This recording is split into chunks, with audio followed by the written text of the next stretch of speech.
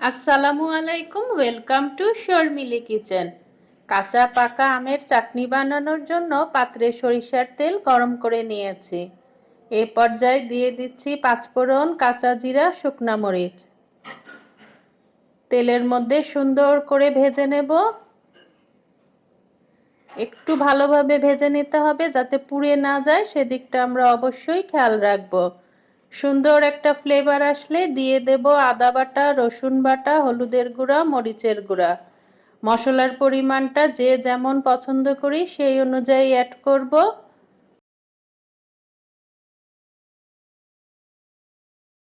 এ পর্যায়ে দিয়ে দিচ্ছি বয়েল করে রাখা কাঁচা পাকা আম। আমি আচারটি চাচ্ছি টক ঝাল মিষ্টি টেস্টের হবে। আমের সিজনে আমি এই আমগুলো বয়েল করে ফ্রিজে রেখে দিয়েছিলাম, অর্থাৎ সংরক্ষণ করা আম। আম দেওয়ার পূর্বে আমরা মশলাটা অবশ্যই ভালো করে কষিয়ে নেব, তাহলে সুন্দর একটা ফ্লেভার আসবে। এই চাটনিটা এমনি এমনি খেতে যতটা ভালো লাগে, ডাল এবং ভাতের সঙ্গেও খেতে খুবই মজা লাগে।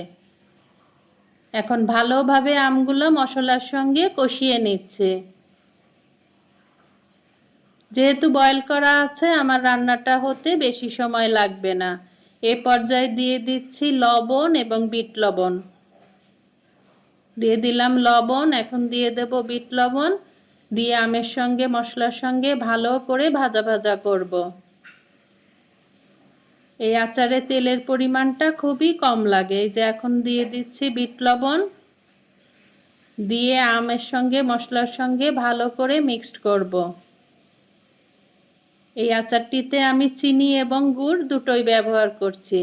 চিনি এবং গুড় দুটোই ব্যবহার করলে তাহলে আচারটা খুব দারুণ স্বাদের হয়।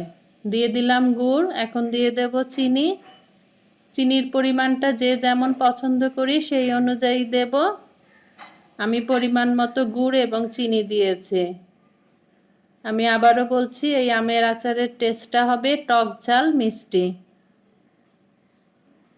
এখন ভালো করে গুড় আর চিনিটা মেল্ট হওয়া পর্যন্ত অপেক্ষা করব। এরকম মজার মজার সহজ রেসিপি পেতে চাইলে চ্যানেলটিকে সাবস্ক্রাইব করে রাখতে পারেন বন্ধুরা। আর যারা সাবস্ক্রাইব করেছেন তাদেরকে অসংখ্য ধন্যবাদ। রেসিপিটি ভালো লাগলে প্লিজ একটি লাইক দিয়ে দেবেন। এই যে আমার চাটনিটা প্রায় হয়ে এসেছে, তেল ছেড়ে এসেছে এবং চিনি এবং গুড়টাও মেল্ট হয়ে গিয়েছে।